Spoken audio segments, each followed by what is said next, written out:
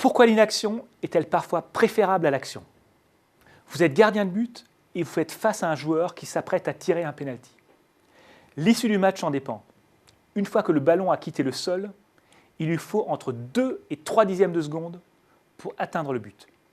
Vous devez donc prendre une décision avant que le joueur frappe le ballon. Que faites-vous? Vous plongez à gauche, vous plongez à droite ou vous restez au milieu du but? Michael Barelli, Ofer Hazard, Ilan Haritov, Yael Kedar-Levin et Galit Shain ont étudié 286 tirs de pénalty effectués dans les principaux championnats de football mondiaux. L'analyse des bandes vidéo a montré que les gardiens de but plongent à gauche dans 49,3% des cas, à droite dans 44,4% des cas et qu'ils ne restent au milieu du but que dans 6,3% des cas.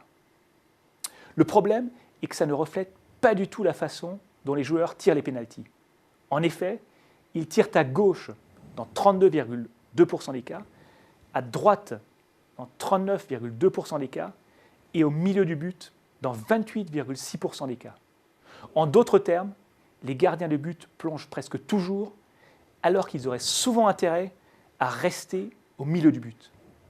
Concrètement, ils ont 33,3% de chance d'arrêter un pénalty lorsqu'ils restent au milieu du but, contre 14,2% de chance seulement lorsqu'ils plongent à gauche et 12,6% de chance lorsqu'ils plongent à droite.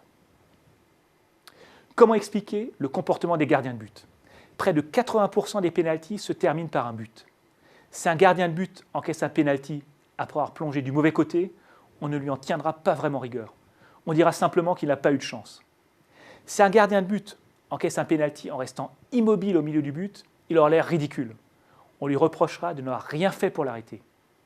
En bref, on reproche moins un échec à quelqu'un qui a tout fait pour l'éviter qu'à quelqu'un qui est resté les bras croisés, même lorsque c'était la meilleure chose à faire.